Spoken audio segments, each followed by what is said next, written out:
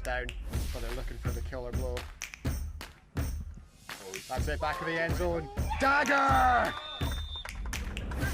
He's looking. Jamil's coming. He's moving. He's moving. He's got him. He's got him. It was caught, but Jed has called the sack. Incomplete. He called the sack. It's 2 points to the Hammerhead. An unbelievable sack there by Jamil. This is the last game of the day. It's caught and it's in. It's a touchdown. That's it. It's a touchdown. The last play of the game. The clock is at zeros. That's it. Your Swansea Hammerheads are advancing to the Division 1 final, having knocked off the 2 seed and having knocked off the 1 seed. Alan Young, you look absolutely stunned.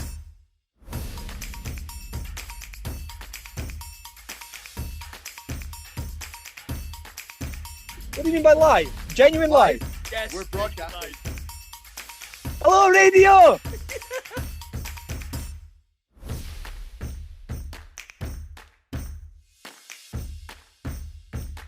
And now, a new episode of The Way We HNC It.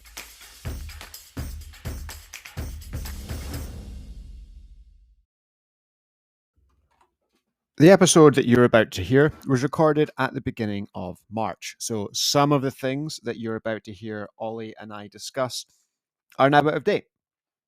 But we wanted to have something for everyone to commemorate the announcement made by BAFA of the gold squad of the men's national team for the World Championships in Lahti later this year. The gold squad, as selected by coach Alan Young and his staff, are Spencer Brown, AJ Carr, Jam Chan, Ollie Dyer, Liam Harper, Costas Karas, Johnny Kerr, David McAnally, Callum Stepani, Max Verlint, Charlie Williams, and Henry Williams. Congratulations to all the players that have been selected. We're looking forward to covering your exploits as the years go on, and we are excited to see you go to work at the World Championships. So yeah, congratulations everyone, and we're looking forward to catching up soon. Now, let's hear from Ollie Dyer. Hello, yes, welcome to another episode of The Way We HNC It, and what a special episode this is. There's no Tree this week, there's no Greg, it's just me and a very special guest in the first of the 2024 GB national team interview series, similar to what we did last year. It is my great pleasure to welcome GB Golden Lion Ollie Dyer to the show. Woo! Hello. Hello. Normally the guys would cheer, but they're not here, so I'll cheer my own introduction for you. That's all right. No. Long time listener, so yeah, pleasure to be here. Thanks for having me. A long time listener, first time caller. Exactly. So yeah, how are things? How are things? Obviously, big news out recently. So yeah, good. I feel like it's very much like the calm before the storm at the moment. Like obviously pre-season came and went very quickly as it always does. Trials came and went very quickly. And now as we stand here, it's about a couple of weeks until the season starts. And I think I looked at my calendar between April and the end of August. I've got like 2-3 weekends between the start of April and end of August. So yeah, kind of enjoying a couple of quiet 2 weeks before we get going. Yeah, but excited. Yeah.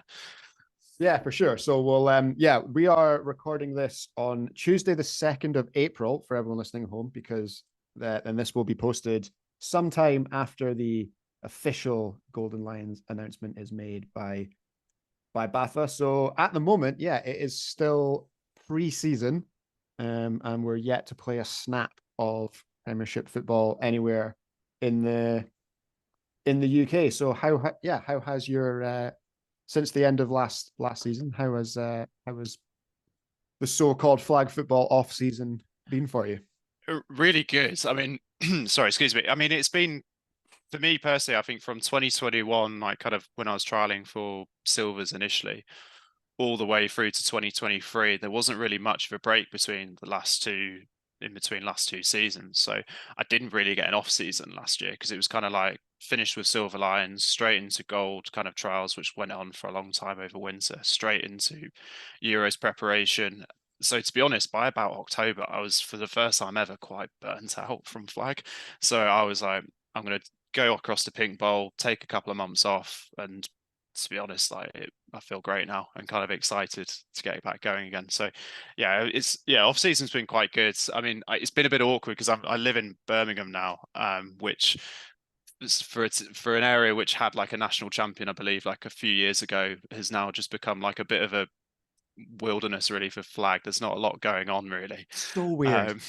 Yeah. Like it's so weird. Like, yeah. So yeah, yeah, Trina and I have discussed this before about like how can there be, what is it, like the second most populous city or third most populous city in the UK, and you can't find 12 people to play flag? Yeah. So I mean, like it was, I think like 2016 or something like that. I think the Birmingham Lions. So this is way before I started playing flags. Like won a national championship, and like I know Coventry is near. It's still like over an hour for me to get to. Like the closest club to me at the moment is Cheltenham, Neptune. So I have been going down there a little bit, just kind of keep skills up and things like that. So it's a little bit awkward. And I had this problem last year as well with the Prem season because I don't get to play a huge amount of flag in between camps. To be honest, I have to do a lot of kind of stuff on my own, kind of running around in a park and just working in the gym. To be honest, which it's fine, but it'd be nice to play with some friends now and then. Yeah, But, that is the core message of flag football. Yeah, like it would just be nice to play with some friends. Yeah. So yeah, off seasons are quite weird in that regard, but I feel like the structure of the way kind of flag is anyway, that we kind of do 3 weeks on, 3 weeks off almost, where we do like a game day, have a really intense day, weekend, and then do nothing and then go back to it. I've kind of just got used to it a bit really. And the way GB camps are structured, you tend to do like one every month, and it's like a good 8 hours across the weekend of just full on flag and then nothing again for like a month. So kind of used to it, to be honest. So although it's probably not optimal, but that's just where we are really. Yeah, I mean you've got to kind of just play the cards you have, don't you? Like there's not a huge amount you can do about it. Yeah, and as much as I'd love to set up a team in Birmingham, I'm probably not going to be here for another year, so probably not wise to do that. And from like partially running a club at Sheffield for a little bit of time as well, it's a lot of work and I don't really fancy it. So we'll just work with what we got. Yeah, the organization of a club is definitely takes a lot more. I always think, takes a lot more energy than just actually playing playing a match does. Yeah, it does. Yeah. So yeah, I bet. So if we go back to kind of 2021, as you mentioned, silver trials. What was that process like the first time you entered the national setup? Like, what was that? What are your memories of that? Like, okay, I'm gonna have a bash kind of time period. It's a little bit of a blur now because I only started playing flag properly at the start of 2021. So I kind of like dipped my toe in the water a little bit kind of before then, but because of I basically moved to London before COVID, and didn't really have much intention of going back to playing flag. And then kind of COVID happened. Next thing you know, I'm back in Sheffield. So that was 2021 was like my first full season playing flag. So I didn't really have any expectation going into that year that by the end of the season I would be going to a trial. So I think it was probably a good thing that I didn't really know anybody there. I didn't really know what the standard was going to be like. I was just going into it, to be honest, completely blind, because obviously that 2021 season was the kind of the post-COVID season where it was very regionalized. So I was playing with Sheffield Vipers at the time. We barely saw, I think we only saw like six or seven teams that year or something like that. And there wasn't really much Prem quality at the time. So it's kind of going into trials, not really knowing what the standard was going to be like, not really knowing how I'd do, to be honest. And I kind of went with the expectation, well, let's just see what the level's like. Be good to see where I stack up. And then I'll come back next year. Maybe I won't come back again and we could have a proper crack at it there. But I kind of went into it and just, I felt like I did okay. And then kind of, I remember it's because I went to like a camp before like the official trial that I got invited to like camp beforehand. And I can remember halfway through the second trial thinking, I might actually have a shot here of getting in. But the first day I turned up, probably my best memory from it is I remember there was like Gold were kind of doing their own thing on one pitch, and there was like a cluster of like returning silver players and a few people like myself who were there for the first time. And there was probably about 30 of us on that first day. And they said, right, if you're a receiver, go that way. And out of 30 of us, about 25 people moved that way. And I was meant to be there as a receiver. And I kind of just straight away looked and thought, hang on, there's only 5 DBs here. Yeah, I fancy my chances more at that. So I kind of just went in the other line. And then just was like, well, it looks like I'm trialing as a DB then. And so that's probably like my main memory from it, to be honest. But I just really enjoyed the process. It was just a really fun experience. Just, I mean, like I say, it was my first full year playing flag really, and I was just there because I just loved playing flag and just was just enjoying it. Did I think I'd end up in a situation I'm now from it? Not at all. But so yeah, that was probably my main memory from it, to be honest. But it's also quite funny, but looking back now about all the people that you play with now who obviously you didn't have a clue who they were at the time, and you think, oh yeah, I remember speaking to you like back then. I remember seeing you at trials and stuff. So it's yeah, it's a bit of a blur, to be honest. But that's like the main memory I have from it, and just kind of like just going, what a decision as well. Like you know. Oh, I was just playing the probability odds, like 100%. If you've just been like, oh no, I reckon I can do it. I'm a receiver. I'm here to receive, so I'll go and receive. Yeah, totally different trajectory of the sport. And it's funny now as well, because we just had like the silver trials about a month ago from when we were recording this, and I think again there's like not many DBs and a lot of receivers. So like, if you're trying for GB for the first time, there's a tip for you. Yeah, goes to DB. Yeah, next time trials open, Play the odds. You're going to have like 200 DBs apply. Coach Ollie said we could get it. We could get in if we applied DBs. Yeah. So yeah, but that's probably my main memory from that, really. And then I mean that trial process went on for a long time. I remember funny enough, like I wasn't living in Birmingham at the time, but I think the last trial was actually in Birmingham Christmas time. Which and times like that remind you that flag is definitely a summer sport, because that was cold. And yeah, I can remember where coming from that, thinking again, like I think I might actually have a shot of getting in the training squad. Yeah, but it's good fun, just for fun memories really. Yeah. So then I guess from there on you kind of get your call up, and then what was your first like competition? So yeah, I mean, I'm trying to remember now. I think we got an email actually over Christmas time at the end of December. Dangerous open. I can remember. And it was the day as well that all the family around as well, and they knew I was expecting an email. I was like, oh god, if this is a no, this is going to be awkward. And I remember the first tournament I did was Big Bowl in 22. But that I don't think that wasn't really a gimme at the time as well, because I think I can't remember how many people were in the initial training squad, but like once you got into silvers, it was then you still needed to kind of compete and get on that plane, if you like, to get to Big Bowl. So I can remember like the camps after that were pretty intense, because obviously it's still essentially a selection process. It's like, right, you've kind of got one foot in the door now, but like now you really want to get to Big Bowl.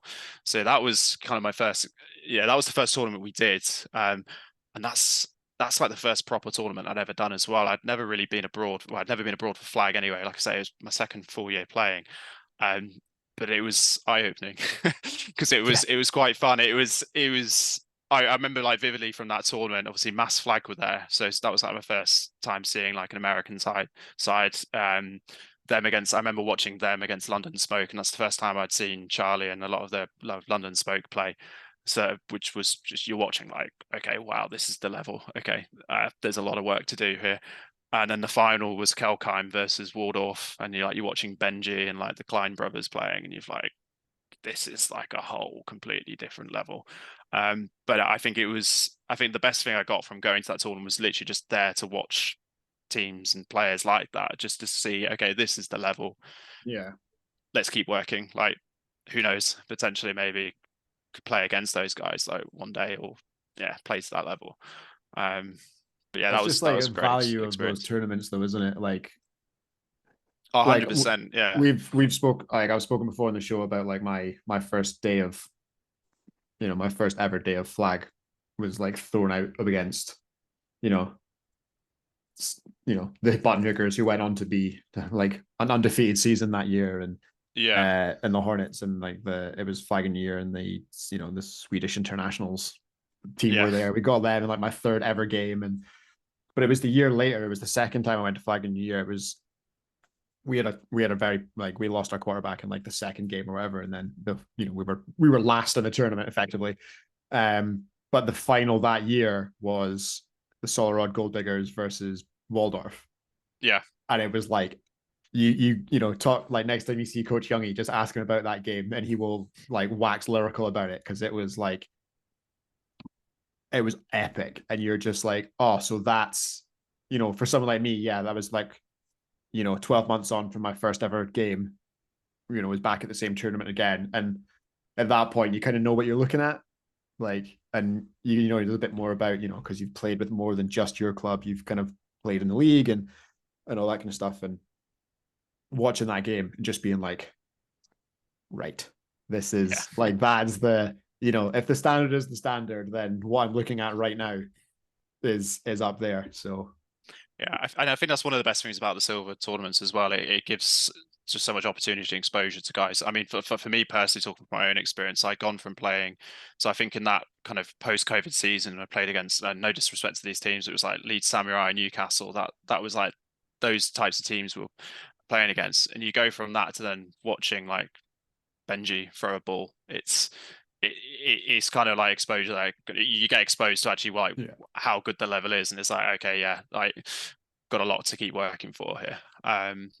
But yeah, it was a good experience. It was a really good tournament. I remember it was a bit disappointing. I remember that tournament in a sense because I think we for our first loss of that tournament was we played Kalakaku at 8 o'clock in the morning on the Sunday.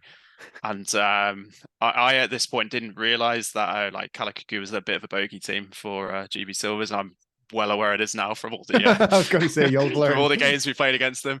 And you're like, okay, so this is like the first like big game we're playing in.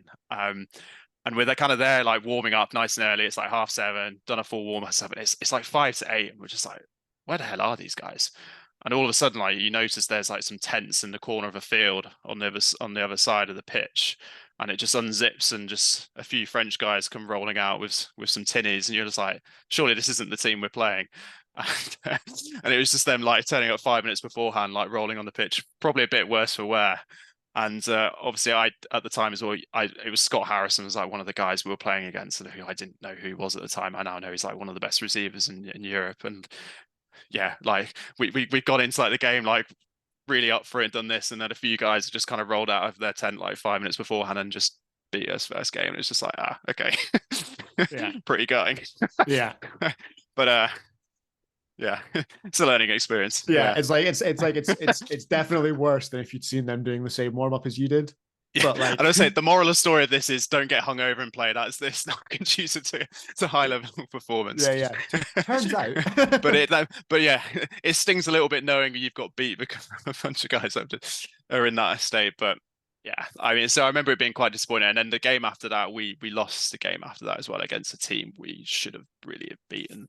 Yeah. So we definitely came away from that tournament disappointed, but I think from that point onwards for Silvers, it's just been up and up and up in terms of results.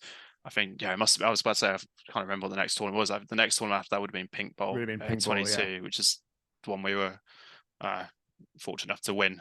Yeah. And obviously there's been really good results since then. So yeah, learned a lot from those downs, if you like. Yeah. It's always, I think as well, like recently, I think, yeah, since maybe kind of, certainly since coming out of COVID, like it seems like more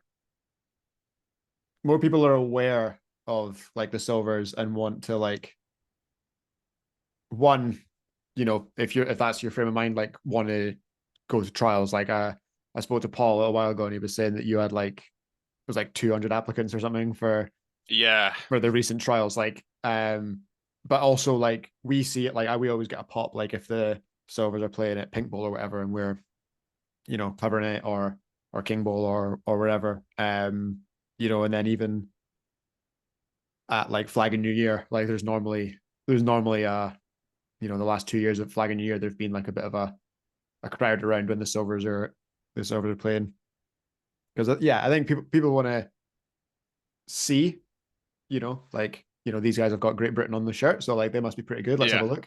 But at the same time, like also, and I've asked this of Liam before, and I've asked this of Greg before. So I'll ask it of you as well. Are you aware, like especially when you play like club team, like if you're a Flag of New Year and you play like a British club team, are you aware that they're like bringing it? Yeah, I know. Yeah, yeah. So I mean, I haven't been a player with Silver's the last two tournaments, but I know the last tournament, obviously in Flag of New Year, they drew Aberdeen in the group stage and Manchester Crows. Yeah. And I remember reading that, and straight away we were saying like a few of the guys like Aberdeen are going to be up for that. Yeah. Yeah. Like Aberdeen are going to be very up for that. Annoyingly, like the games I couldn't watch it because I was playing at the same time. But yeah, there was a lot of noise going on that pitch, and I know it looked like Greg was enjoying himself. It was the Greg Sim revenge game. Yeah, like oh yeah, but it's like, I kind of hate playing those games in a way, if I'm honest, because I hate playing games where you've theoretically got not really anything to gain and a lot to lose. Yeah. Like if we go into a game like that, and I remember playing Leeds Samurai actually for the first time at Big Bowl in 2022. Still was on the first day, and Leeds was kind of like a big rival when being at Sheffield Vipers, like kind of Sheffield Leeds rivalry. And I remember going into that game like really, really nervous because I was just like, I do not want to lose this game. I do not want to lose this game because obviously we lose. It's like, well, one, you don't want to lose, but also like it's going to be like Leeds are going to be buzzing about this. But obviously, if we win, like everyone's just like, well. That was expected. So there's kind of like that added pressure, which I kind of hate about playing in those games. Yeah, but like teams definitely want to bring it. It was like because we were like you say we drew the Silvers on that tournament, and it was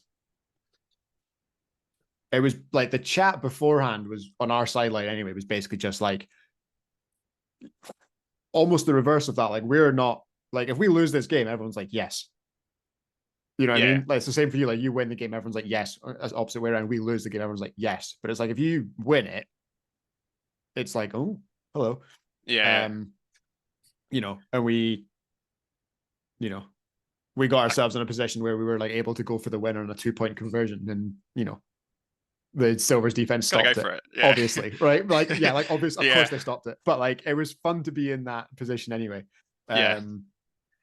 I mean, it was really good, but like, that's the first time in a long time I've played like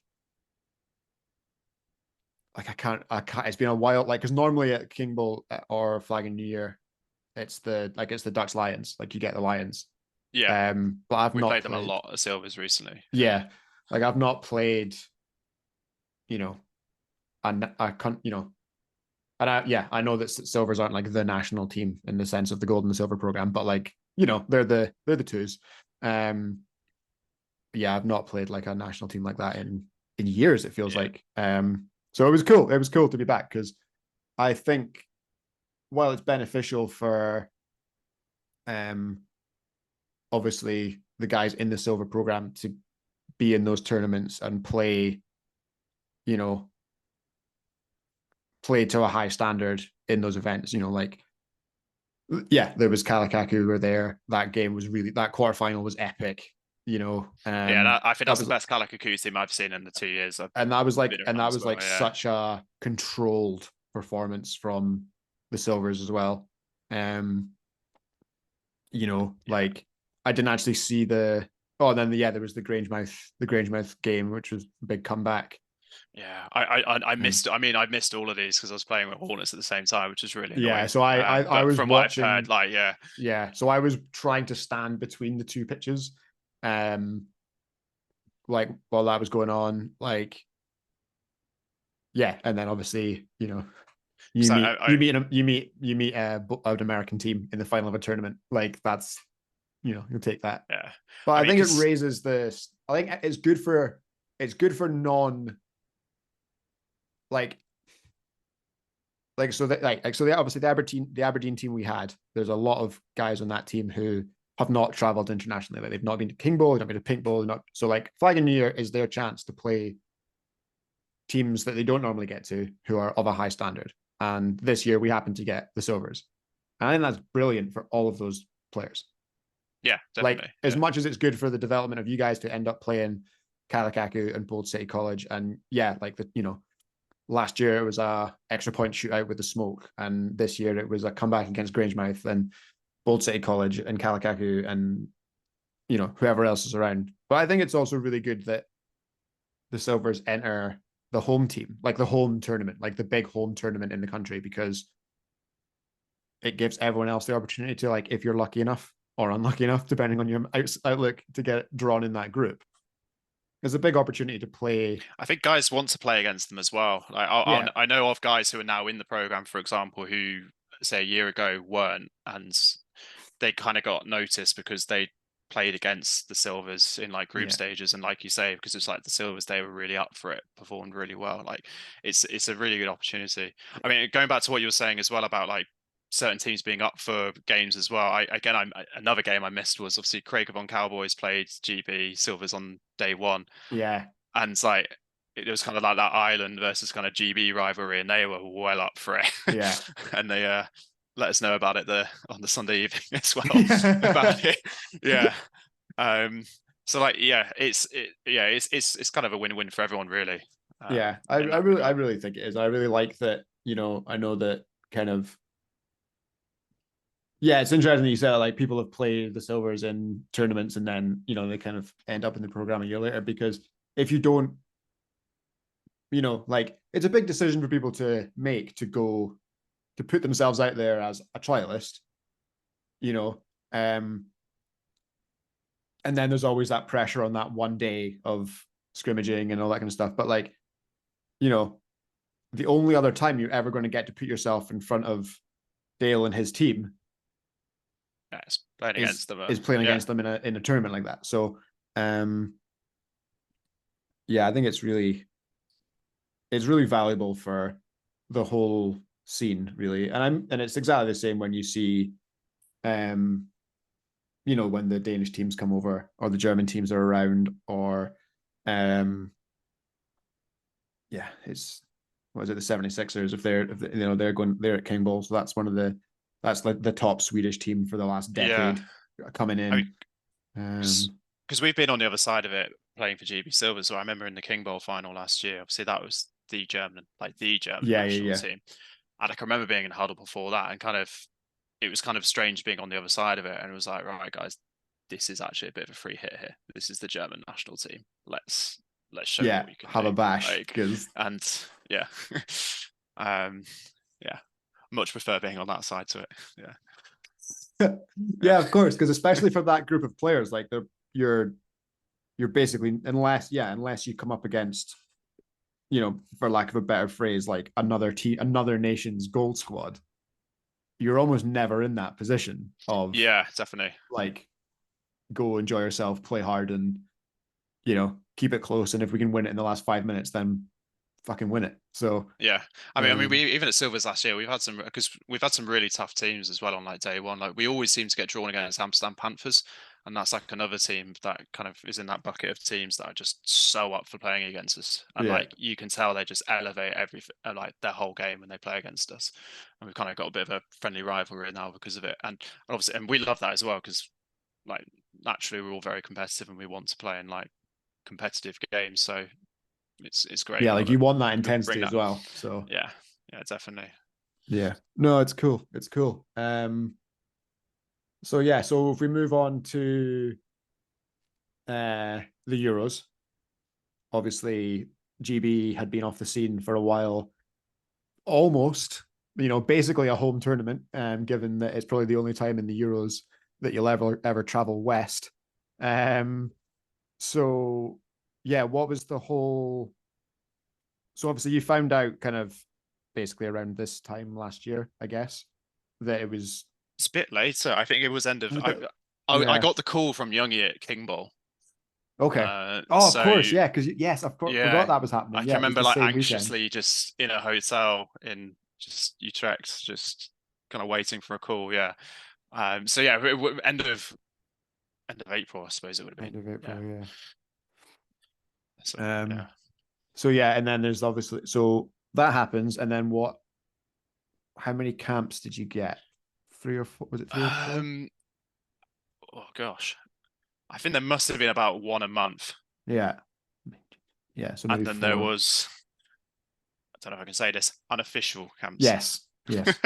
Playing with your friends in the park. Well, yeah, playing with friends in the park. Everyone likes playing with friends. Everyone loves playing with their friends in the park. So yeah. yeah, that's cool. So then, yeah. So what was like was there like a change? Like how are those camps? Did you feel like they started to get more and more like It felt intense? different for me Like the personally, closer you got, yeah.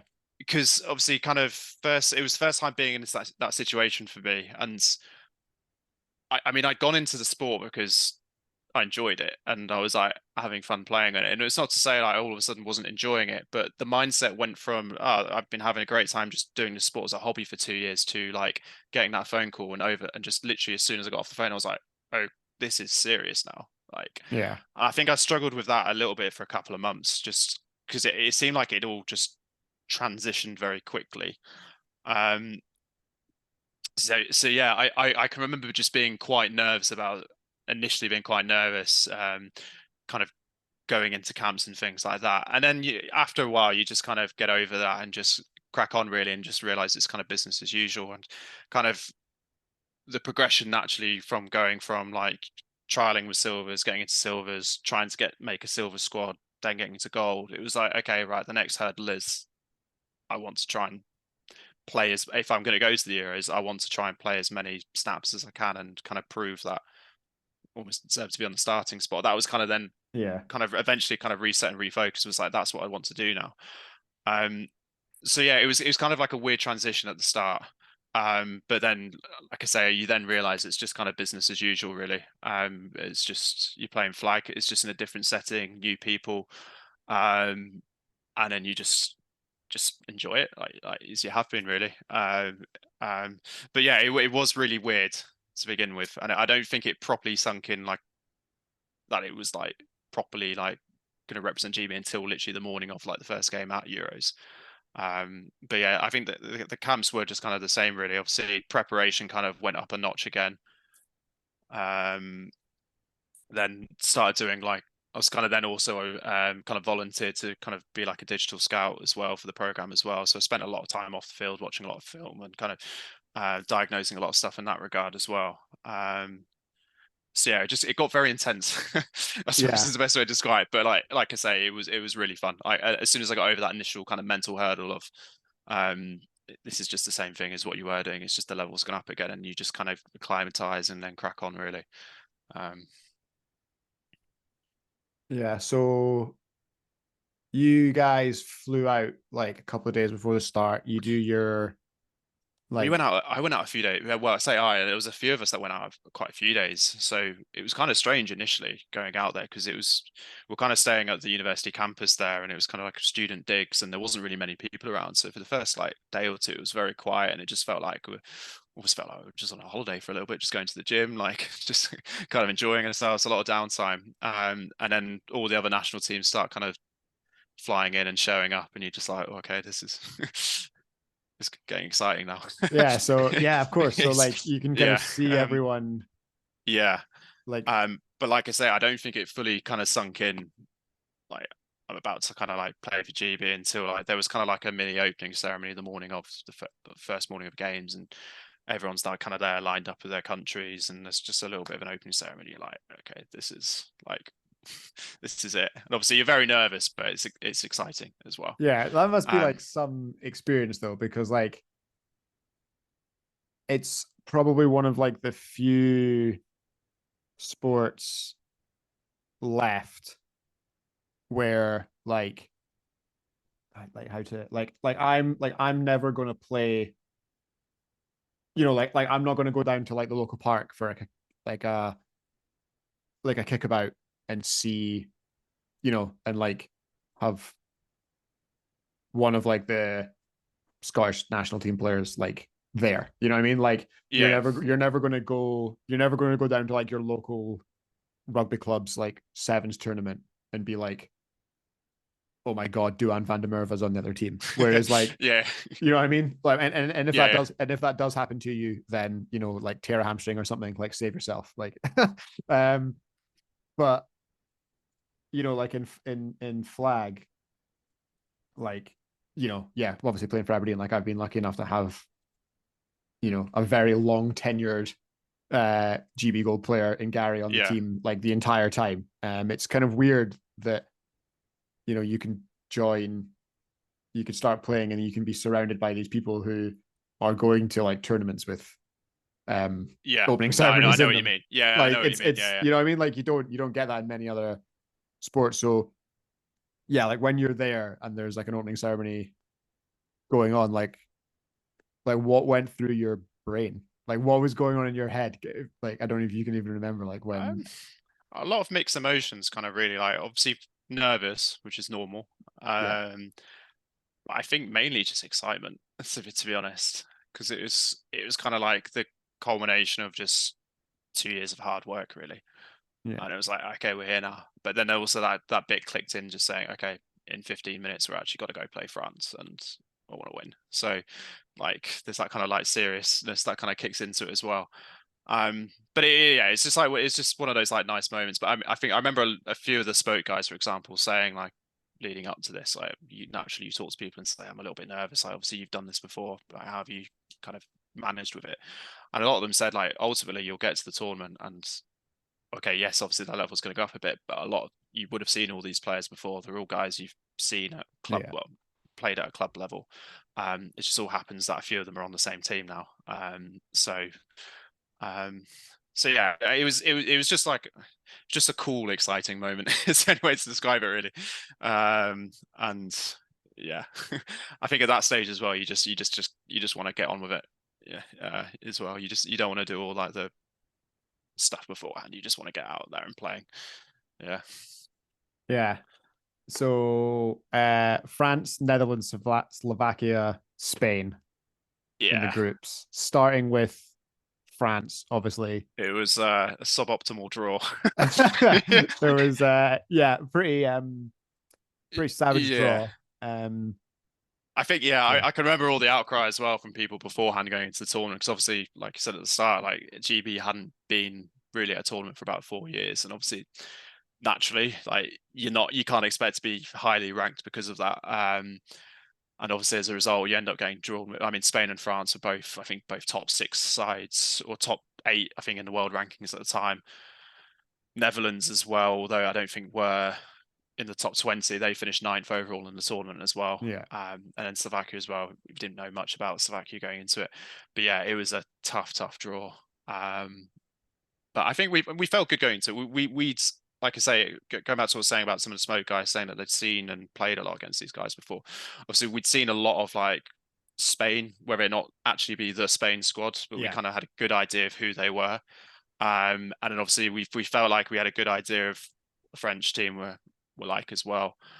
But we were expecting it to be tough, and it was. Obviously, the first game against France didn't quite go to plan. I think we lost we lost on the last play of the game. In a game I think we were winning the whole game, and then they scored on the very last drive to kind of pinch it at the end. But I think after that as well, like everyone was pretty down.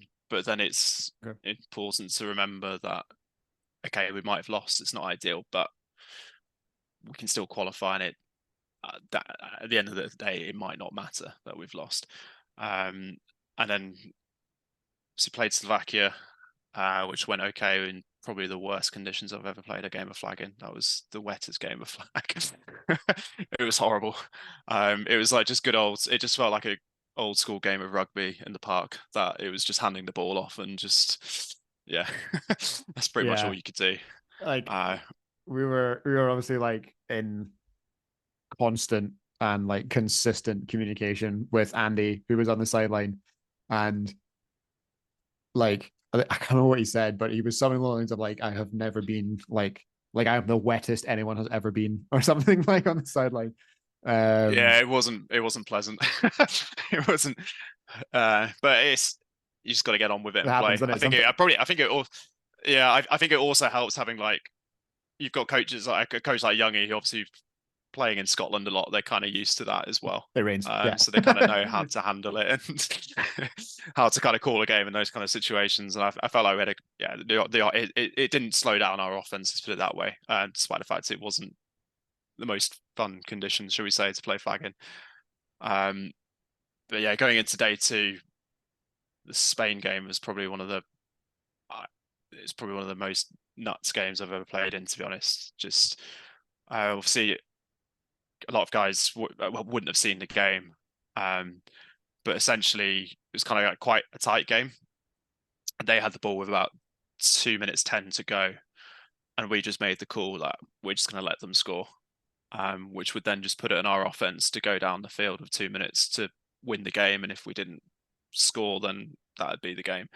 And it was an absolute masterclass, really, by kind of Charlie and the offense on how to run a clock down all the way to 0 and then score on the very final play.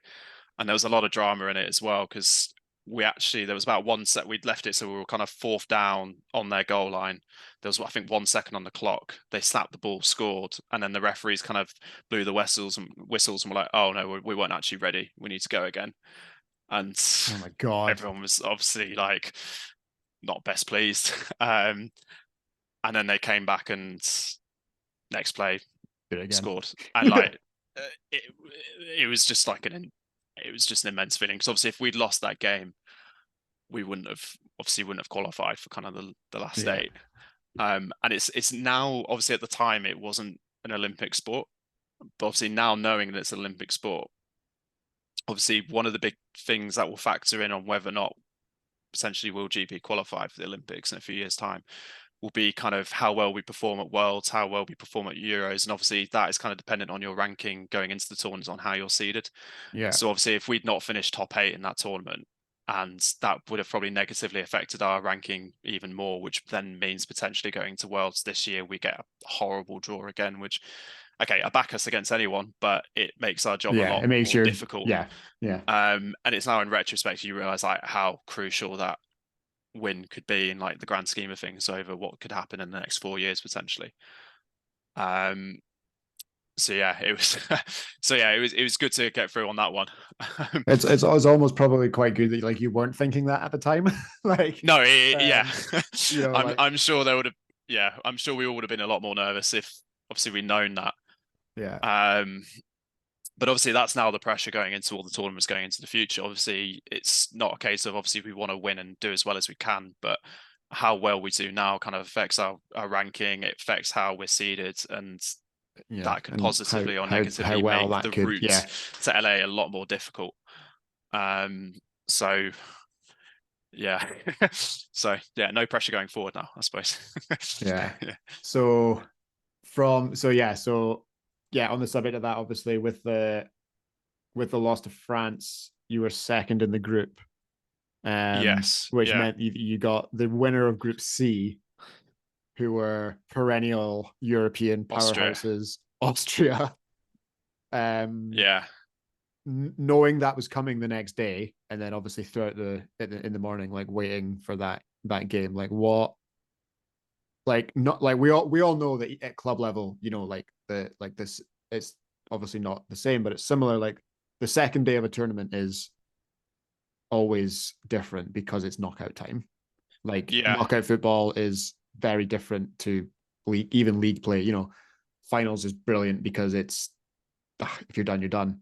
So in an international arena, obviously it's similar emotions, but also heightened, I would guess. Yeah, I mean, to be honest, going into it, I felt pretty good. To be honest, I don't think I was as nervous as I was from, like, say, France on day 1. Okay. But I think that by that point, we'd done 2 days of football, kind of knew what we were doing. We're kind of just in the routine of it.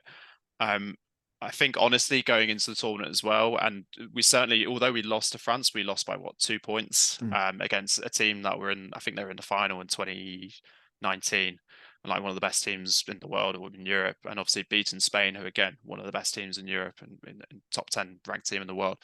I think we felt confident that we could genuinely make a run, and whoever would have been waiting for us there on first thing on day 3, we would have backed ourselves to win. So I think we'd done our preparation kind of leading up to the tournament. Obviously had time to do preparation the day before, the night before. So it felt good as you can be. Obviously still a bit nervous, but I think good about it. And again, like we lost by 1 point. Yeah. It's see, you want to win, you want to go as far as possible. But at the end of the day, when you kind of reflect back on the tournament, it's like we lost 3 games of that tournament against France twice and Austria, and we lost by a combined 4 points against like top teams. And this is for an international team going into the tournament that's not been around for the last 4 years with like a really kind of quite a fresh new squad. So I think in retrospect, we can look back on it like actually we did quite well, but it's on the day it was, I think Charlie talks about this a lot. A lot of these games were just coin flip games. And unfortunately, we were on the wrong side of that. Yeah. That kind of coin flip. I mean, in that Austria game, it was for a flag game relatively low scoring. Yeah. And defensively in this, I think they had 3 drives in the second half. We had them on 4th and long in every single one. We just couldn't quite get off the field, and that was the difference. But that's like a group of guys who'd been to the World Games in the last 4 years. They've done really well at the World Championships. Like you say, they have for the last 10 years been one of the best teams in Europe. In every single clutch moment, they were clutch and just executed. And it's like, and it's such like an experiential thing as well. Like, yeah, you know, and I think there's a lot you can learn from the Austrians as well. Not just how good they are, but just that is like they were like a proper team. Like, just the kind of the way they can kind of conduct themselves and they were with each other. Like so for example, when the defense was on the field, the other 7 guys not on the field would all stand arm in arm, side by side, almost as if like they were doing a national anthem. They were just like a proper good it's the team. little, you know, if they can take care of, you feel like it's if they're taking care of the details on that level, you feel pretty confident that they know what they're about. And it was obvious it wasn't their first rodeo. They'd been in this situation loads of times, and this was kind of our first situation, really. Like this kind of, for a lot of us, this is kind of our first experience in this. And I remember speaking to one of the Austrian guys in the evening of day 3, and they said to us, like, normally at the Euros in a quarterfinal, like we only need to play at 80%, and it was like for you guys, we had to play at like 100%. That was like one of the hardest quarterfinals we've ever had to play. So I suppose you take some positives from it, but it's just one of those, unfortunately, just didn't quite go away. So are you now in a spot where it's like, you know, obviously the draw for Worlds hasn't been made or anything yet, but like if they're on your path, you're like, I want that game. Oh, let's have it. Yeah. I want that. I want 100%. 100%. In the same way, I know that a lot of the guys who were there in 2019 wanted to play Denmark, because I think they'd had experienced similar things playing Denmark in the past. They were like, we want Denmark. We'd want Denmark. And if we'd beaten Austria, we would have played Denmark in the semi-final. I think that was probably one of the most frustrating things as well from that whole kind of experience as well, was obviously we kind of lost that game, and then you play your placement game. Placement games happen straight away. So we lost that straight away, play your 2 games, and then you're done. And then you can kind of just sit and watch the semi-finals and the finals. And of course. Yeah. So you like bounce, what is it, like straight from there to... Yes. So we played Switzerland first and then France again. But we were watching Austria, Denmark, and I think Denmark were down to about 9 players or something like that. They were really struggling with injuries. So you're just kind of there watching on the sideline, like, we would have had a really good chance. Obviously, it wouldn't have no way been a gimme. Like, it would have been a really tough game. But you see, like, they've got guys like Jonas who are like on the sideline because they can't play anymore and things like that. And you're thinking, God, that would have been a really good chance. Yeah, if there's and I guess Austria felt the same. You know, like they got their shot. You know, they got through the game, and then they get like the wounded Denmark, and then I think that's the toughest thing about those tournaments now, is the first time a tournament like that's been done with 12 players. Like, it's hard to get through those 12 days playing at that intensity with 12 fresh guys. And I think there's probably a lot to be said. Like, if you can stay, the fittest team probably ends up doing quite well. I mean, Austria lost guys in the final, for example. I think their centre got hurt. They lost one of their DBs. I don't think the German guys had an injury. That's not to say, obviously, if they hadn't got injured, they wouldn't have won, but it certainly factors in a little bit. Yeah, I spoke to we did a conversation with Youngie last year, and he's already mentioned that we'll maybe do something quite cool with the coaching staff later in the year. But yeah, he was.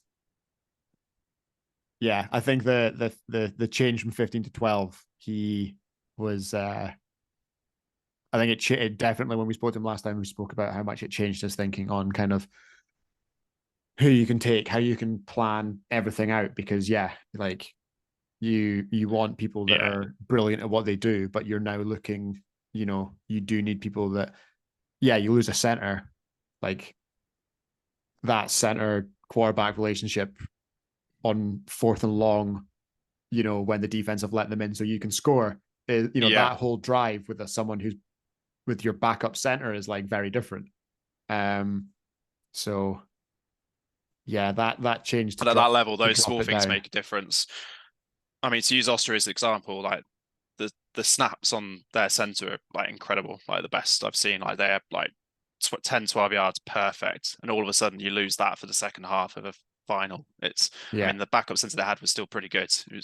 But it's like you even say, if it takes an extra split second to get there, that's an extra step for the blitz, and the ball coming out later, it's an extra second, it's an extra half second for the defense to react, and it's something you're quite conscious as a player as well, knowing you're in a 12-man squad as well, because if one person gets hurt, it kind of can quite negatively make it a really tough on everyone else. So, which I suppose it's not something really you try and think about. Obviously, like personally, you just have to try and make sure you're in the best shape possible, really going into it as well. Because I mean, we're going to see this in silvers going into this cycle as well, because I think silvers are moving to a similar model where they're only going to be taking about 12 to 13 players to a tournament. And again, when you're kind of going through the selection process for that, you're thinking, well, one guy gets hurt, like you say, if the center goes down, what are our backup options, and how is it going to affect everything? It's tough.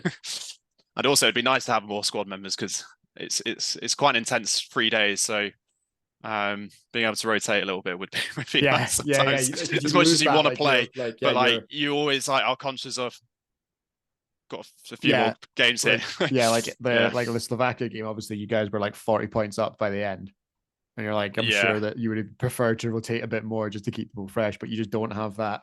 Yeah, exactly. Yeah, definitely. So I guess I know that some of your games are side by side, but how aware were you guys of the women's team and the progress they were making on the last day? Like, obviously, after the quarterfinal and your 2 games are over, I guess it's different, because, like you say, So I think we missed their semi-final.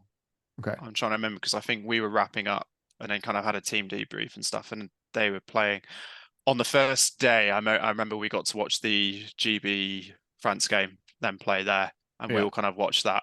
That was wild. Yeah, that was a great game. Yeah. And that was the birth of the Crocs off if you love GB chant as well, which was a favourite of everyone at the end of the tournament. took the scene by storm. Yeah. But other than that, we didn't really see too much. Obviously, we were aware of how well they were doing.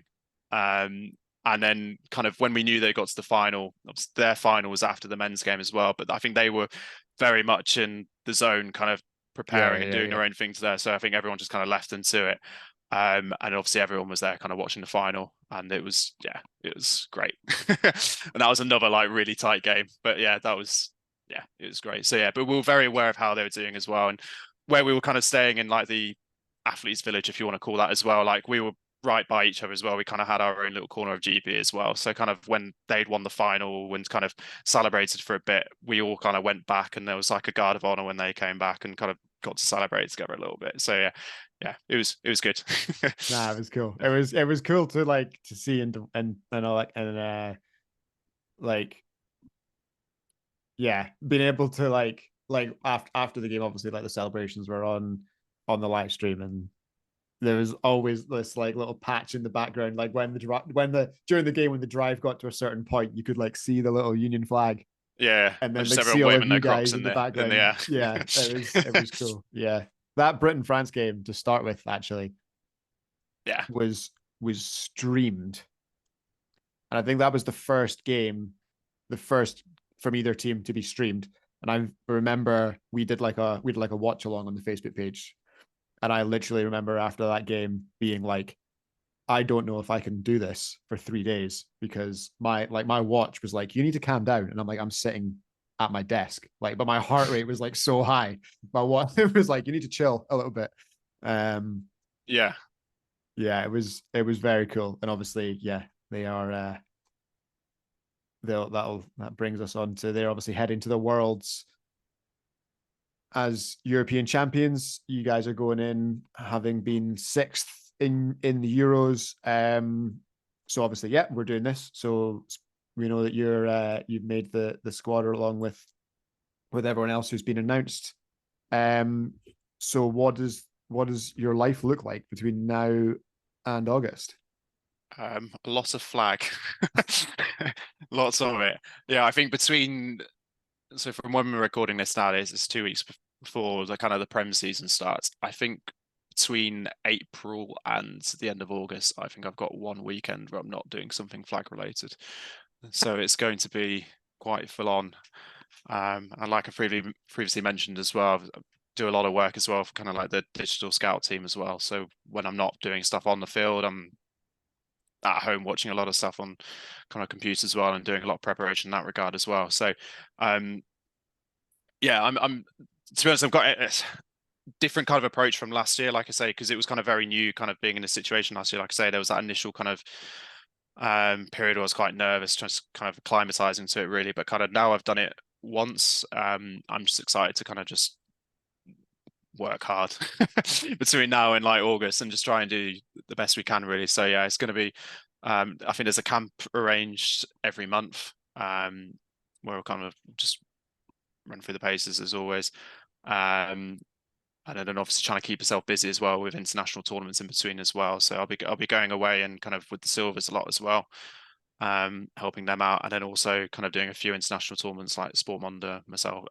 for myself as well, just to again, Sport Monde will be really good actually in May. I think that was probably one of the best things I did preparation wise last year for the Euros, because a lot of the guys that you see at these tournaments play at Sport Monde. So I think at Sport Monde, this team like the French national team are going. I think Waldorf, which will probably more or less be the German national team, are going.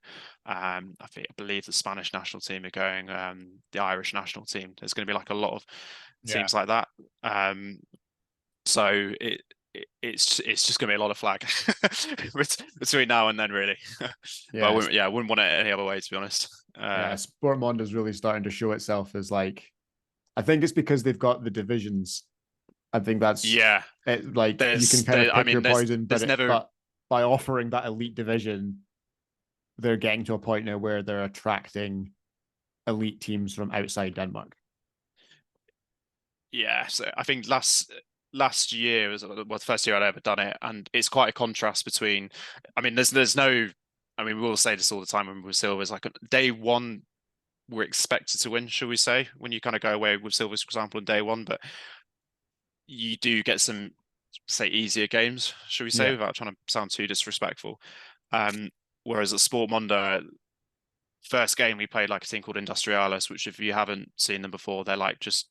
I think it's a Spanish-based team who are just very much like backyard Mexico-style football, like three QBs in the backfield, throwing it around, like, and it's just like, okay, well, not used to this kind of chill at me.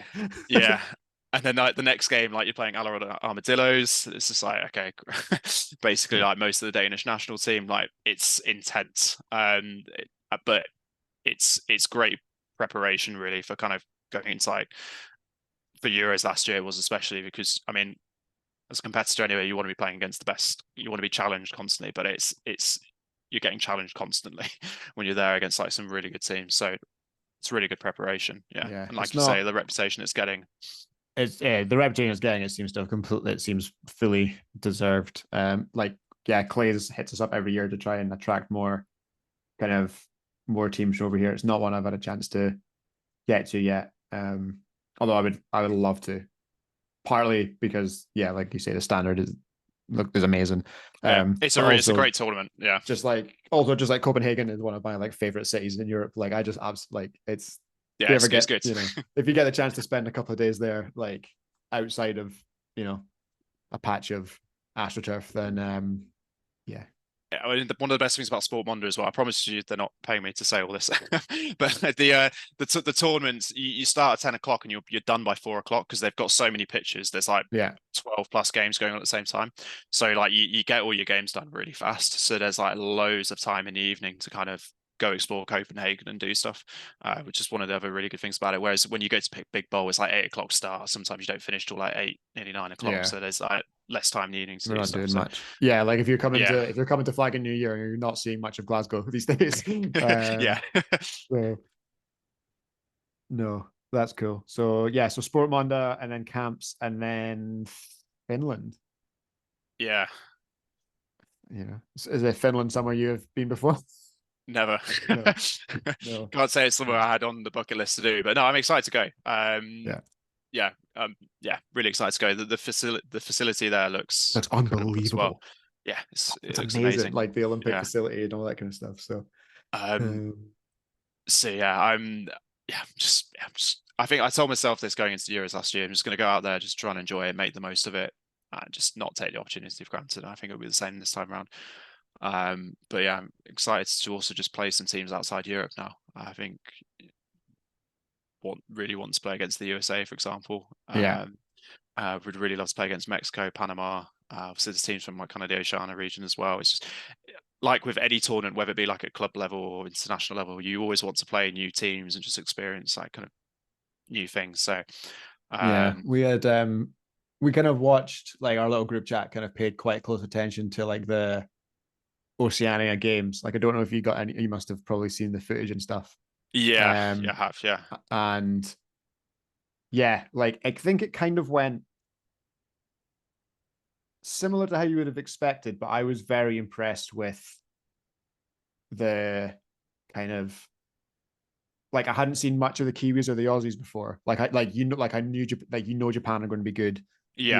You know Thailand are always around kind of in that kind of sphere. Malaysia is exactly the same.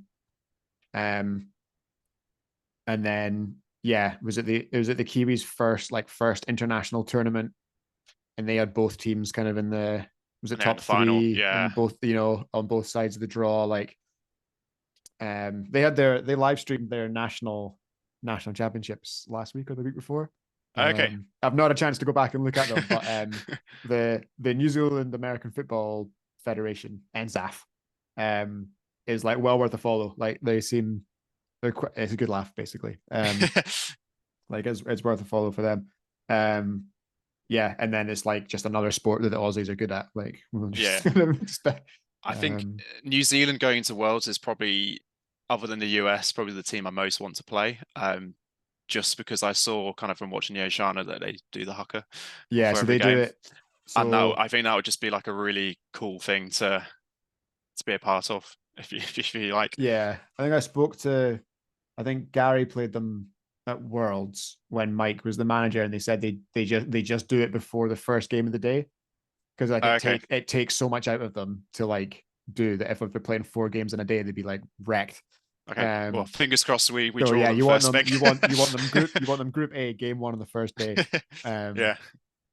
That's what you want, to kind of stand there and face it, because it's an unusual thing, right? To like, it just in a sporting sense, a cool thing. So. Obviously, like, I'm a big rugby fan growing up, so like the haka is like obviously a big deal. So it'd just be quite cool and to be playing in a game where it's kind of against them doing that. But like you said, there's a lot of like, I suppose as well with the announcement of the Olympics as well, you're probably going to see, like, I imagine the same way that the sport's growing loads and kind of in Great Britain, like in countries in Oceania and all over as well, you're probably going to see like the quality just go up massively as well. It's like you say, kind of watched a lot of the Oceania footage, and it's like athletes. Really good standard. Yeah. A lot of like the Thailand team like have a lot of good athletes. The Japanese team, like Austria and New Zealand, got athletes. I mean, because we a big bowl last year with Silvers, we played against the Riverside Gamblers, which was a Japanese team, which was a good experience in the quarterfinals. And I remember speaking to one of those guys, and we're like, "Oh, any of you guys play for the national team?" And I think they said they maybe had like 1 national team player, and they were like a really good team of good athletes. So you're like, okay, well, if none of you play for the national team, then the national team must be pretty good. Pretty solid, yeah. Yeah. Yeah, because it was quite interesting for like, because like there's not been a like obviously there was the the kind of COVID affected World Championships in Israel, which was streamed. Yeah, it was streamed. I will leave it there on that. And then after that, I guess it was the World Games. Really, has been the last like truly international tournament, and then yeah. And what, there was only 8 teams at that, and there was only 8 So- teams that they invited on both sides, and I mean it was I still think that was a brilliant advert for the Oh, 100%. Yeah, the sport. definitely. Like the women's, like for me, the women's final, the Mexico America game, like I've never been more confused watching flag when it was like it was a complete blowout for Mexico.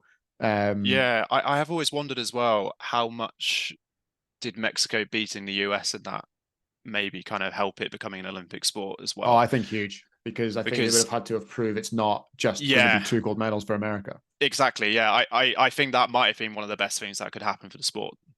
I don't know if it did or not, but that's kind of the impression I got seeing the score. Like you say, like they probably would have looked at that and gone, well, why are we going to put this in? There's just 2 gold medals, when they can actually say, well, actually, this has happened. Yeah, and like I think as well, the fact that Italy made the final in the men's side was big as well, because it wasn't just a USA Mexico double. It was like here's a European team who have knocked off, did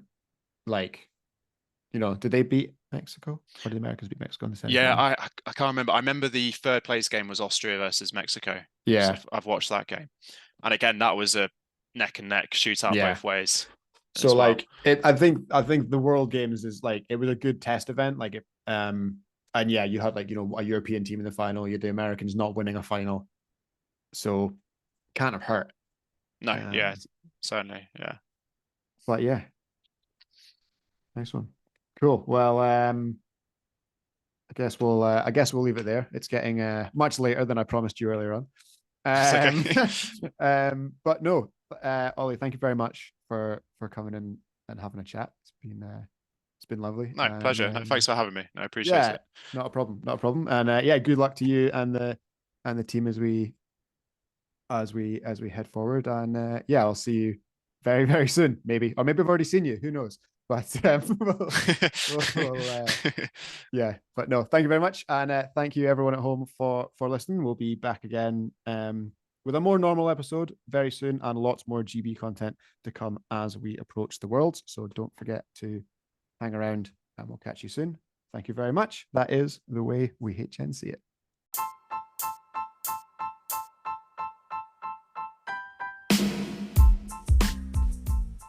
Remember that you can be sure to never miss an episode of The Way We HN See It by subscribing on whatever platform you listen on, and ensuring that you leave us a couple of stars as a review. To be honest, we're not entirely sure what that does, but if you enjoy the show, give us some decent stars and tell your friends. And if you don't enjoy the show, then feel completely free to tell nobody about it. You tried, you didn't like it, but hey, at least you tried, and at least we got here. And to be honest, you must have liked it a little bit, because at the end of the show, you're still listening. Speak soon, everyone. Have a great week.